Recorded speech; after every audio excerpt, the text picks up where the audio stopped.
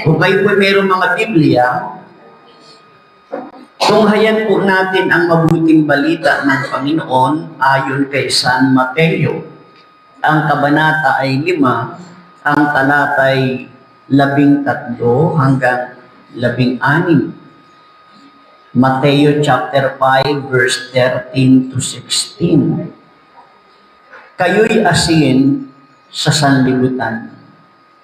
Kung mawala ng alat ang asin, paano bang mapapanauli ang alat nito? Wala na itong kabuluhan.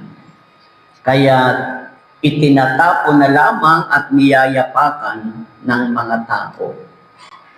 Kayo'y ilaw ng sanlibutan.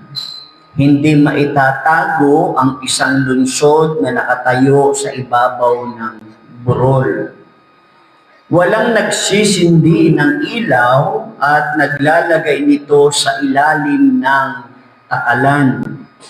Sa halip ay inilalagay ito sa talagang patungan upang matanglawan ang lahat ng nasa bahay. Gayon din naman, dapat ninyong paliwanagin ang inyong ilaw sa harapan ng mga tao upang makita nila ang inyong mabubuting gawa at luwalhatiin ang inyong amang nasa langit. Ang mabuting balita ng ating kaligtasan.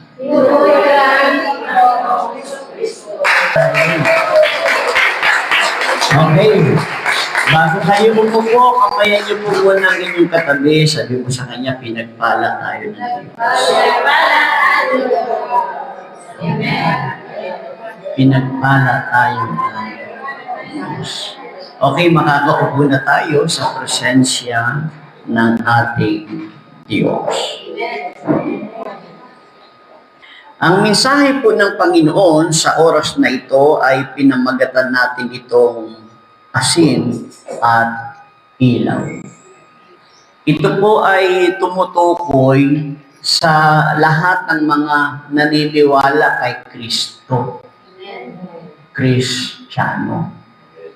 Ang mensahe na ito, yung tungkol sa asin at ilaw, ay tumutukoy sa Kristiyano bilang mga magbibigay ng malaking impluwensya sa daigdig na ito. Sa talata pong ito, inihahambing ng Panginoon ang mga alagad na sila'y asin at ilaw ng sanlibutan ito upang ipakita ang kanilang mahahalagang papel na kanilang gagampanan. No, gusto bigyan ng diin nyo ng Panginoon sa kanyang mga alagad na mayroon silang malaking gagampanan sa daigdig na ito bilang mga asin at ilaw ng sanlibutan. Bigyan po natin ito ng diin upang malaman natin kung ano nga bang mensahe ng Panginoon na nais niyang ibigay ito sa atin ngayon. Una, sabihin niyo po, asin. Asin. Bilang asin, dapat po tayong manatili yung ating kabutihang moral at yung kabutihang Kristiyano o yung kabutihang spiritual, mga kapatid, na kung saan magbibigay ito ng kabutihan sa buhay ng iba at malinis ang kasamaan.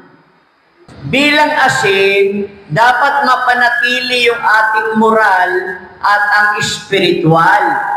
At maka-impluwensya tayo ng mabuti sa iba at unti-unting malinis ang anumang kasamaan. Sa kabila naman ito, may babala ang Panginoon. Ano yung kanyang babala, mga kapatid? Kung mawawala ng bisa ang mga Kristiyano na pumapanig sa pagiging totoo ni Kristo sa kanilang pamumuhay, na naandoon ang moral at ang spiritual. Kung ito daw ay mawawala ng bisa, mga kapatid, sa kanilang mga tungkulin, magiging walang halaga ang lahat. Silang lahat, mga kapatid, ay mahahalin tulad doon sa asin na nawalan ng lasa. Ano daw ang mangyayari kapag ang asin ay nawala ng lasa? Ano ang sabi doon? Itatapon na lang yan at tatapat-tapakan. Ito daw ang magiging larawan ng lahat ng mga naglilingkod sa Diyos. Katoliko ka nga, naturingang tama ang simbahan mo, pero kung hindi ka naman umaayon sa tama, totoo na paglilingkod na tinuturo ng simbahan, Kristiyano lang tayong naturingan, pero tayo ang mga asin na wala ng lasa. Itinatapon, itinatapak-tapakan, na naglalarawan naman itong walang kabuluhan. Maging asin na mayroon tayong impluensya, na andoon ang good moral and spiritual. Binibigyan din po dito ang pagbabago mula sa kadiliman ng kasalanan patungo sa liwanag ng biyaya ng Diyos. Kung tatanungin ng iba, ano yung ginawa ng Diyos sa buhay natin? O halimbawa, tatanungin ka ng ibang sekta, ano yung pinakamagandang ginawa sa iyo ni El Shaddai na sinasabi mo? Ano isasagot nyo? Mula sa madilim na pamumuhay, dinala niya ako sa liwanag. Paano nga ba tayo maging asin at ilaw ng sanlibutan? Una, maging tapat at may integridad. Maging tapat at may integridad. Tulad po yan ng asin. Panatilihin natin ang katapatan natin at gawin natin yung tamang desisyon. Pangalawa, para magkaroon tayo ng asin at ilaw, magbigay ng liwanag sa pamamagitan ng kabutihan. Pangatlo, paano tayo magkakaroon ng asin at ilaw? Maging mapagpakumbaba at handang matuto. Maging mababa ang loob natin at handa tayong matuto. Pang-apat, paano tayo magkakaroon ng asin at ilaw? Isabuhay ang mga aral na iyong pinapakinggan. Ipagpatuloy ang paggawa ng mabuti. Yung gumagawa niyan, maniwala kayo. Huwag lang kayo magsawa sa paggawa ng mabuti. May ibibigay si El Shaddai.